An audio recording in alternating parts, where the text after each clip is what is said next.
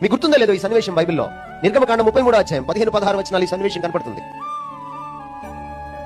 దేవుణ్ణి కాదని ఇశ్రాయేలీలు వేరే దేవుణ్ణి పూజించడానికి పూనుకున్నప్పుడు, తన మాట వినకుండా అవిధేయత చూపించినప్పుడు దేవుడికి కోపం వచ్చి మోషేని పిలిచాడు. ఇశ్రాయేల్ అంటేనే దేవుని ప్రజలు. ఆ రోజున దేవునికి కోపం వచ్చి నీ ప్రజలు అన్నాడు. నా ప్రజలు అనలేదు ఆ రోజు ఆయన. He disowned his people. దేవునికి గౌరవం దొరకని చోట దేవుడు ఉండడు.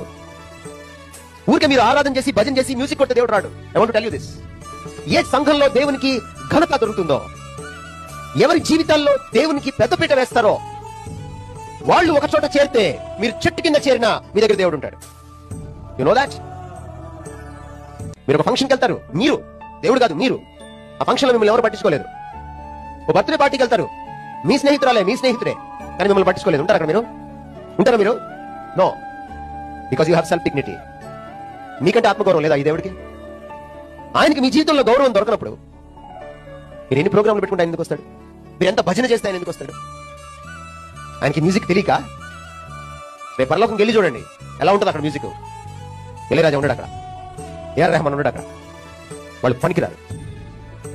మ్యూజిక్ పుట్టింది పరలోకంలో, ఈరోజు మ్యూజిక్ తాండవిస్తుంది నరకంలో. God is not pleased by your music and your singing and your dress up